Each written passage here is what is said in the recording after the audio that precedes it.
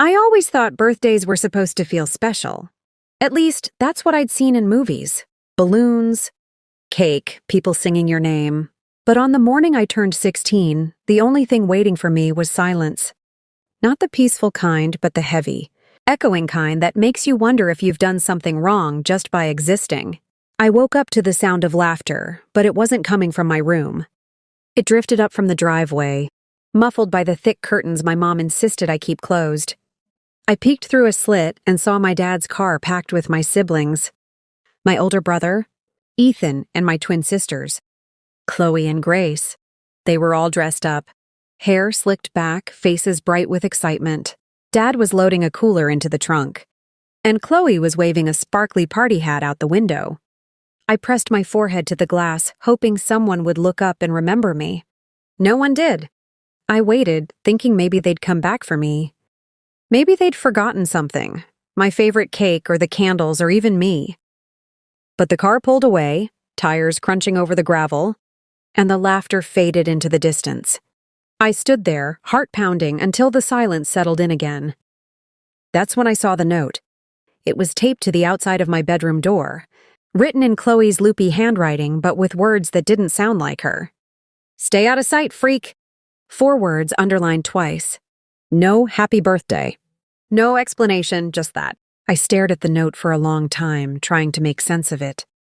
I'd heard them whisper that word before, freak, when they thought I couldn't hear. I'd seen the way Dad's eyes slid past me at the dinner table, how Mom's lips pressed into a thin line whenever I asked a question. But I'd never seen it written down, like a rule I was supposed to follow. I took the note down and crumpled it in my fist. My hands were shaking, but I didn't cry, not yet. I walked through the empty house, every room echoing with the absence of voices. The kitchen was spotless, the breakfast dishes already washed and stacked. The living room was dark, curtains drawn tight. I checked the garage. Dad's car was gone. And so was Mom's. Even the dog was missing, probably taken along for the ride. I wandered back to my room and sat on the edge of my bed, the note still clenched in my hand. I tried to remember the last time someone had said happy birthday to me. Last year, maybe, when Grandma called from Florida and sang off-key into the phone.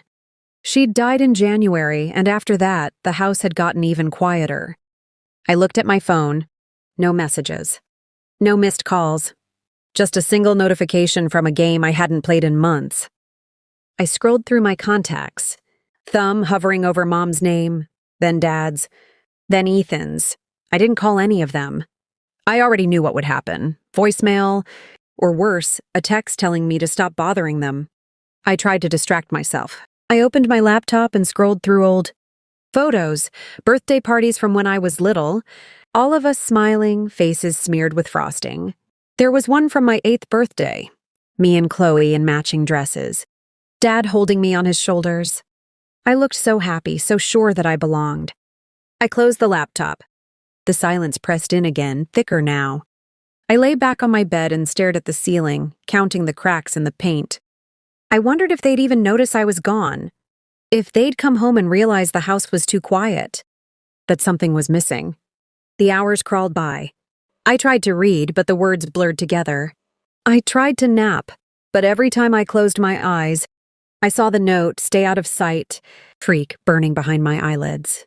I wondered if this was some kind of test, if maybe they were waiting to see if I'd break the rule and come looking for them.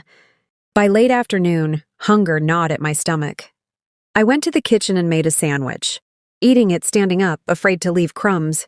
I washed the plate and put it away just like Mom liked.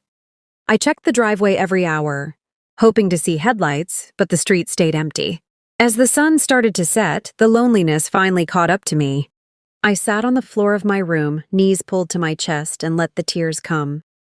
I cried for the birthday I didn't get, for the family that didn't want me, for the word freak that felt like it was carved into my skin.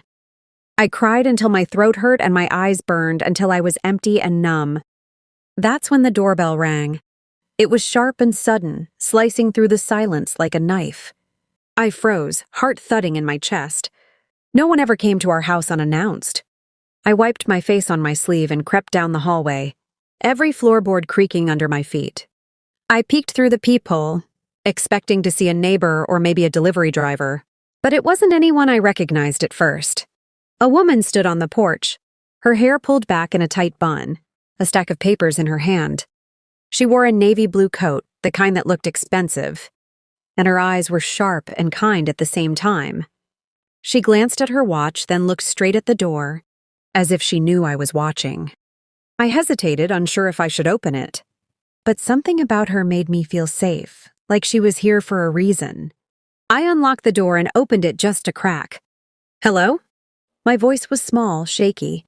She smiled, but it was a sad smile, the kind you give someone when you know their world is about to change. "Hi, sweetheart. I'm looking for—" She glanced at the papers. "Ava Warren?" "That's me," I said, voice barely above a whisper. She nodded, her eyes softening. "I'm your godmother, Julia. I know it's been a while. May I come in?"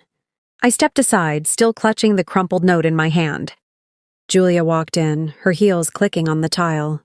She looked around, taking in the empty house, the drawn curtains, the silence. "I'm sorry to show up like this," she said, setting the papers on the kitchen counter. "But I needed to see you today. It's important." I nodded, not trusting myself to speak. She glanced at the note in my hand, her expression darkening. "Did they leave you alone on your birthday?" I nodded again, swallowing hard. She sighed, then reached for the stack of papers. "Ava, I need you to sit down. There's something you need to know." I sat at the kitchen table, hands trembling.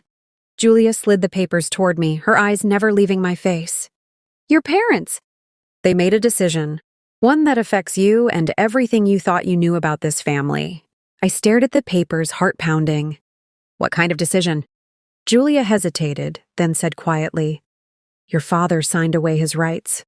As of today, you're no longer his responsibility. You're mine now." For a moment, I couldn't breathe. The words didn't make sense. Like she was speaking a language I'd never learned. My father signed away his rights. "I'm yours now."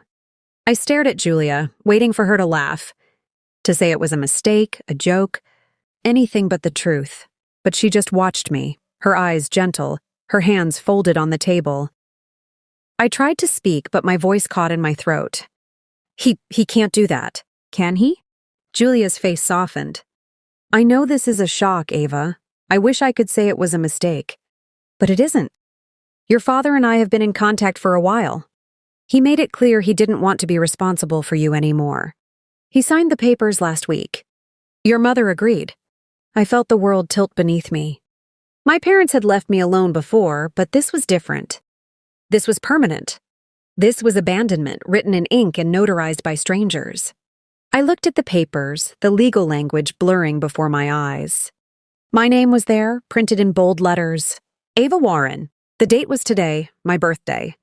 Julia reached across the table and squeezed my hand. "I know this hurts, but you're not alone. I promised your grandmother I'd always look out for you. That's why I'm here." I wanted to believe her. I wanted to trust that someone, anyone, still cared. But all I could think about was the note, the laughter in the driveway, the way my family had driven away without a second glance. "Why?" I whispered. "Why would they do this?" Julia hesitated, her gaze flickering to the stack of papers. "There are things you don't know, Ava. Things your parents have kept from you. But I promise I'll tell you everything. Just not all at once. It's a lot to take in." I nodded, wiping my eyes. I didn't want to cry in front of her, but the tears kept coming, silent and hot. Julia let me sit in silence, her presence steady and calm. After a while, she stood and made tea, moving around the kitchen like she'd done it 100 times before. The smell of chamomile filled the air, warm and soothing. When she set the mug in front of me, I wrapped my hands around it, grateful for something solid to hold on to. Julia sat across from me, her expression serious. "There's something else you need to know," she said quietly. "Your father didn't just sign away his rights to you. He signed over something else, too." I looked up, confused. "What do you mean?" Julia slid another set of papers across the table. This time the words at the top caught my eye. Transfer of ownership. My father's name, Julia's name. And the name of his company, Warren and Sons Construction. I blinked, trying to process what I was seeing. He gave you his company? Julia nodded. He did. It was part of the agreement. He wanted a clean break. No ties, no responsibilities. He thought if he handed everything over, he could start fresh. But he didn't read the fine print. I stared at her, my mind racing. My father had built that company from the ground up. It was his pride, his legacy. He'd spent years telling us it would go to Ethan one day, that the business was for the family, and now he'd given it away, to my godmother, to a woman he barely spoke to. Why would he do that? I asked, my voice trembling. Julia's lips pressed into a thin line. Because he thought he was getting rid of a burden. He didn't realize what he was really giving up. I tried to make sense of it all. My parents had abandoned me, signed me over to Julia, and in the process, lost the company they'd spent their lives building. It felt like a story someone else would tell, not something that could happen to me. Julia reached for my hand again. Ava, I know this is overwhelming. But you're safe now. You don't have to hide anymore. You don't have to stay out of sight. The words hit me harder than I expected. I'd spent so long trying to be invisible to take up as little space as possible. I'd learned to move quietly, to keep my head down, to avoid drawing attention. But now, for the first time, someone was telling me I didn't have to. I looked at Julia, searching her face for any sign of doubt. But all I saw was kindness and something else, determination. What happens now? I asked, my voice barely above a whisper. Julia smiled, a real smile this time. Now we start over together. I'll take care of the paperwork. And you'll come live with me. We'll figure out the rest as we go. I nodded, relief and fear warring inside me. I didn't know what the future would look like. But for the first time in a long time, I felt a flicker of hope.